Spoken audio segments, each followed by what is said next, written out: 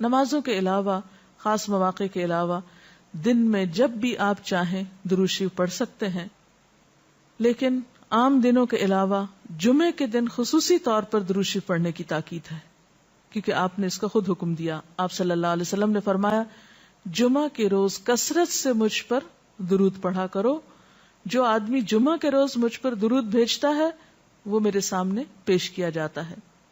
اسی طرح دعا سے پہلے، دعا کے بعد، پھر جہاں کہیں آپ کا نام لیا جا رہا ہو یا لکھا جا رہا ہو یا کسی بھی طرح آپ کا ذکر آئے وہاں آپ کے لیے درود پڑھنا. اسی طرح مسجد میں داخل ہوتے وقت درود شریف پڑھنا، مسجد سے نکلتے وقت درود شریف پڑھنا، پھر نماز سے فارغ ہونے کے بعد درود شریف پڑھنا. یعنی ایک تو نماز کے اندر ہے، لیکن نماز سے فراغت کے بعد، پھر اسی طرح ہر مجلس میں آپ پر درود پڑھنا ضروری ہے. پھر اسی طرح صبح و شام کے اوقات میں، یعنی یہ تمام مواقع ایسے مواقع ہیں جس میں آپ درود شریف پڑھ سکتے ہیں. اور موقع کوئی ہو یا نہ ہو، دن یا رات کی گھڑیوں میں سے جس گھڑی میں آپ چاہیں، جب چاہیں، چلتے پھرتے، کام کاج کرتے، آپ اللہ کے رسول صلی اللہ علیہ وسلم کو یاد کر سکتے ہیں، آپ کے لیے درود اور سلام پڑھ سکتے ہیں. نبی صلی اللہ علیہ وسلم پر درود شریف پڑھنے کے کئی صیغے ہمارے ہاں مشہور ہیں. اس میں کچھ تو وہ ہیں جو آپ صلی اللہ علیہ وسلم سے ثابت ہیں، اور کچھ ایسے ہیں کہ جو لوگوں نے بعد میں خود بنا لیے ہیں. تو وہ ایسے تمام ورژن یا ایسی تمام عبارتیں جو لوگوں نے خود اس معنی کی بنائی ہیں، خواہ وہ عربی میں ہیں یا اردو میں ہیں، تو ان کو پڑھنے کی حد تک تو پڑھا جا سکتا ہے. یعنی اگر نثر میں کوئی ایسی عبارت موجود ہے جس میں آپ صلی اللہ علیہ وسلم کے لیے دعا کی گئی ہے یا آپ کی مدح کی گئی ہے یا آپ پر سلام بھیجا گیا ہے، خواہ وہ نثر میں ہو یا شعر میں، تو اس میں حرج تو کوئی نہیں. لیکن وہ چیز جو خود آپ صلی اللہ علیہ وسلم نے ہمیں سکھائی اور جو آپ کی طرف سے ہمیں ملی، اس کا مقام باقی ہر انسان کے کلام پر کہیں بلند ہے، کہیں زیادہ فائدہ مند ہے. تو وہ درود شریف جو مسنون ہے، وہ صیغہ جو آپ سے ثابت ہے، اس کا پڑھنا افضل ہے، وہی اصل درود ہے. اور باقی تو انسانوں کے خیالات یا جذبات کا اظہار ہے، خواہ وہ شعر میں ہو، خواہ وہ نثر میں ہو، خواہ وہ اردو میں ہو، خواہ پنجابی میں ہو یا کسی اور زبان میں ہو، وہ تو پھر انسانوں کے کلام ہے نا. تو جس طرح اللہ سبحانہ و تعالیٰ کے کلام کو باقی تمام انسانوں کے کلام پر فضیلت ہے، اسی طرح نبی صلی اللہ علیہ وسلم کے کلام کو بھی باقی انسانوں کے کلام پر فضیلت ہے. ایک عام شاعر کتنی بھی خوبصورت بات کرے، لیکن اللہ کے رسول صلی اللہ علیہ وسلم سے آگے تو اس کی بات نہیں ہو سکتی. ایک عام انسان کتنے بھی خوبصورت انداز میں آپ صلی اللہ علیہ وسلم کا ذکر خیر کرے، لیکن وہ اس کے برابر تو نہیں ہو سکتا جو نبی صلی اللہ علیہ وسلم نے خود ہمیں دیا. تو بہترین صیغہ وہی ہے جو ہم نماز میں پڑھتے ہیں، جسے درود ابراہیمی کہا جاتا ہے، اور اس کا پڑھنا باعث اجر و ثواب ہے اور اس میں کوئی شک ہی نہیں. اسی طرح یہ چونکہ تھوڑا طویل ہے تو اس کو مختصر انداز میں بھی آپ پڑھ سکتے ہیں. مثلا صرف اگر آپ صلی اللہ علیہ وسلم کہہ رہے ہیں تو یہ بھی درست ہے، یہ بھی درود شریف مکمل ہے ایک طرح سے، اگرچہ مختصر ہے. اسی طرح اللہم صلی وسلم علی نبینا محمد، یہ بھی آپ پڑھ سکتے ہیں. صلی اللہ علی النبی الکریم کہہ سکتے ہیں. تو مختصر ہو یا درود ابراہیمی کچھ طویل شکل میں ہو، اصل چیز تو ذکر میں مشغول ہونا ہے. تعداد میٹر نہیں کرتی جتنا وہ احساس اور جذبہ اور عقیدت جو کہ درود شریف پڑھتے ہوئے آپ صلی اللہ علیہ وسلم کے لیے ہماری ہو سکتی ہے. تو ہمارے لیے دن میں بے شمار مواقع ایسے ہوتے ہیں کہ جس میں ہم درود شریف پڑھ سکتے ہیں. سب سے پہلا موقع تو خود نماز کا موقع ہے. اس وقت تک نماز مکمل نہیں ہوتی جب تک ہم اس میں درود شریف نہیں پڑھتے. پھر اسی طرح عام نمازوں کے علاوہ نماز جنازہ میں بھی درود شریف پڑھا جاتا ہے. پھر آذان کے بعد درود شریف پڑھا جاتا ہے. آپ صلی اللہ علیہ وسلم نے فرمایا جب مؤذن کی آواز سنو یعنی آذان سنو تو وہی کہو جو مؤذن کہتا ہے، یعنی آذان کا جواب دو، پھر مجھ پر درود پڑھو. یعنی آذان کا جواب دینے کے بعد جب آذان ختم ہو جائے تو کیا کرنا چاہیے؟ نبی صلی اللہ علیہ وسلم پر درود بھیجنا چاہیے. کیونکہ مجھ پر درود پڑھنے والے پر اللہ تعالیٰ 10 رحمتیں نازل فرماتا ہے. اس کے بعد میرے لیے اللہ سے وسیلہ مانگو، جو جنت میں ایک مقام ہے جو جنتیوں میں سے صرف کسی ایک ہی کو ملے گا، اور مجھے امید ہے کہ وہ جنتی میں ہی ہوں گا، یعنی آپ صلی اللہ علیہ وسلم ہی کے لیے وہ مقام ہے. اور آپ نے یہ بھی فرمایا کہ من سألی اللہ الوسیلہ، جس نے اللہ سے میرے لیے وسیلہ کی دعا کی، یعنی درود شریف کے علاوہ آت محمد الوسیلۃ دعا ہم پڑھتے ہیں، یہ دعا بھی پڑھی جانی چاہیے. تو جس نے یہ دعا پڑھی اس کے لیے میری شفاعت واجب ہو جائے گی، یعنی قیامت کے دن پھر میں اس کے لیے شفاعت کروں گا. پھر یہ کہ درود شریف نہ صرف یہ کہ دنیا میں انسان کے لیے فائدے کا باعث ہے، بلکہ آخرت میں انسان کے لیے شفاعت کا ذریعہ بھی ہے. درود شریف پڑھنے والوں کو نبی صلی اللہ علیہ وسلم کی شفاعت نصیب ہوگی. آپ نے فرمایا جس نے 10 مرتبہ صبح و شام مجھ پر درود بھیجا اسے قیامت کے دن میری شفاعت حاصل ہوگی. اب یہ کہ اگر زیادہ وقت نہ بھی ملے تو 10 دفعہ درود شریف پڑھنا آخر کیا مشکل ہے، کتنی دیر لگ جائے گی، لیکن اس کا اجر و ثواب اور اس کا فائدہ کس قدر ہے. پھر اسی طرح درود شریف دعاؤں کی قبولیت کا ذریعہ بھی بنتا ہے، یعنی اگر دعا کرنے سے پہلے درود شریف پڑھا جائے اللہ تعالیٰ کی حمد و ثنا کے بعد تو اس سے دعا کی قبولیت میں اضافہ ہوتا ہے. نبی صلی اللہ علیہ وسلم کے ساتھ حضرت عبداللہ بن مسعود اور حضرت ابوبکر اور حضرت عمر تشریف فرما تھے. تو حضرت عبداللہ بن مسعود کہتے ہیں کہ میں نماز پڑھ رہا تھا، میں بیٹھا تو پہلے اللہ تعالیٰ کی حمد و ثنا کی، پھر آپ پر درود بھیجا، پھر اپنے لیے دعا کی.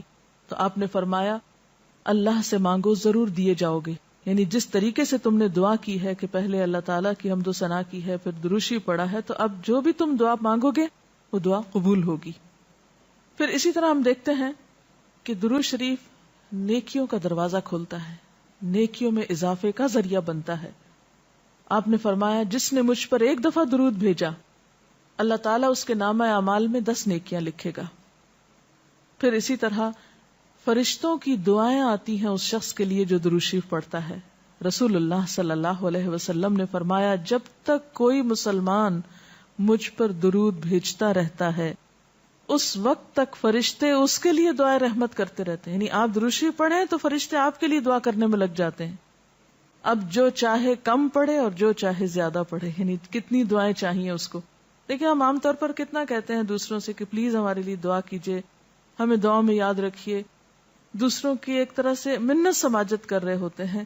لیکن کتنا آسان طریقہ ہے فرشتوں کی دعائیں لینے کا کہ انسان درود شریف پڑھنا شروع کر دے. اور وہ شخص جو درود نہ پڑھے وہ صرف اپنے آپ ہی کو نقصان دیتا ہے. اس لیے کہ درود شریف نہ پڑھنا انسان کے بخیل ہونے کی علامت ہے. آپ صلی اللہ علیہ وسلم نے فرمایا جس کے سامنے میرا نام لیا جائے اور پھر وہ مجھ پر درود نہ پڑھے تو وہ بخیل ہے. اس سے یہ بات بھی پتہ چلتی ہے کہ اگر ہم خود درود شریف نہیں بھی پڑھ رہے لیکن اگر کوئی اور آپ کا ذکر خیر کر رہا ہے یا کوئی اور درود شریف پڑھ رہا ہے اور اگر وہ بلند آواز میں پڑھ رہا ہے تو ہمیں بھی آپ کا نام سنتے ہی دل میں درود شریف پڑھنا ہوگا. یہ بھی آپ کے ادب میں سے ایک ہے.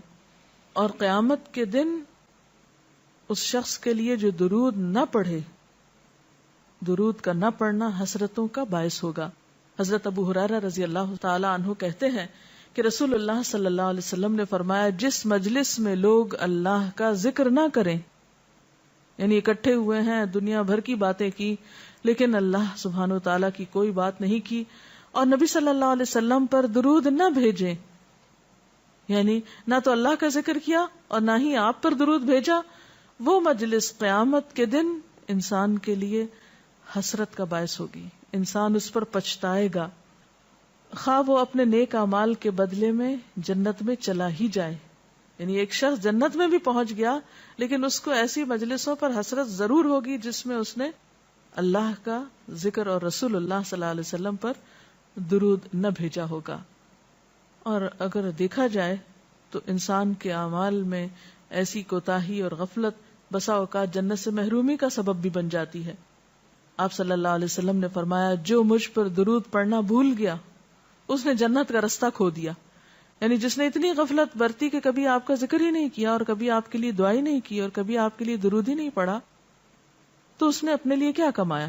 ان اللہ وملائکتہ یصلون علی النبی یا ایھا الذین آمنوا صلوا علیہ وسلموا تسلیما, کہ اللہ اور اس کے فرشتے نبی صلی اللہ علیہ وسلم پر درود بھیجتے ہیں.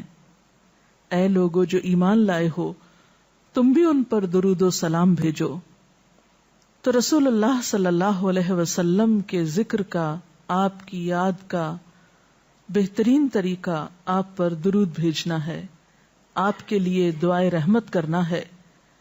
وہ عظیم ہستی جس پر اللہ رب العزت کی رحمت برستی ہے, جس کا ذکر اللہ سبحانہ و تعالی فرشتوں میں کرتے ہیں, جن پر فرشتے دعائے رحمت بھیجتے ہیں, آخر ان کا ذکر اور ان پر درود و سلام میں اور آپ کیوں نہ بھیجیں گے؟ آپ صلی اللہ علیہ وسلم پر درود بھیجنا خود ہمارے اپنے لیے باعث سعادت ہے, باعث رحمت ہے. آپ صلی اللہ علیہ وسلم اس کے محتاج نہیں. مشرق ہو یا مغرب, شمال ہو یا جنوب, دنیا کے گوشے گوشے میں آپ کا ذکر خیر ہو رہا ہے, دن رات, آذانوں میں, نمازوں میں, جہاں جہاں آپ کا نام لیا جائے. لیکن اگر ہم درود شریف پڑھتے ہیں تو اس کا فائدہ خود ہم ہی کو پہنچتا ہے, ہمارے اپنے لیے باعث رحمت ہے. تمام غموں, دکھوں, تکلیفوں, مصیبتوں اور پریشانیوں سے نکلنے کا راستہ ہے, درجات کی بلندی کا ذریعہ ہے. رسول اللہ صلی اللہ علیہ وسلم نے فرمایا, جس نے مجھ پر ایک بار درود بھیجا اللہ تعالیٰ اس پر 10 مرتبہ رحمت نازل فرمائے گا. ایک بار درود پڑھنے کا اجر و ثواب, اس کے 10 گناہ معاف فرمائے گا. یعنی صرف 10 رحمتیں نہیں, 10 گناہوں کی بخشش بھی ہوگی اور 10 درجے بلند فرمائے گا, یعنی درجات کی بلندی بھی.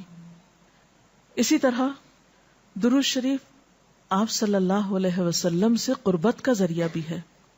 حدیث پاک میں آتا ہے, قال رسول اللہ صلی اللہ علیہ وسلم اول الناس بی یوم القیامت اکثرهم علی صلاۃ, قیامت کے روز مجھ سے سب سے زیادہ قریب لوگ وہ لوگ ہوں گے جو دنیا میں سب سے زیادہ مجھ پر درود بھیجنے والے تھے. یعنی قیامت کے دن آپ کا قرب بھی درود شریف کی وجہ سے نصیب ہوگا.